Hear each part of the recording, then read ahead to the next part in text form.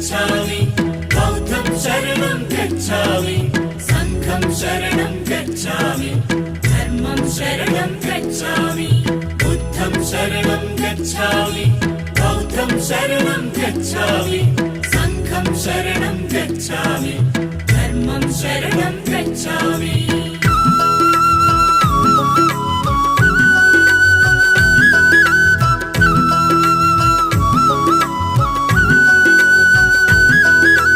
కపిలవస్తు నగరం ఇది శుద్ధోదన రాజ్యం మాయా కడుపుల జననం ఇది మానవ జాతికి వరము ఈ భువనంపై ఓ బుద్ధుడు తన పేరే సిద్ధార్థుడు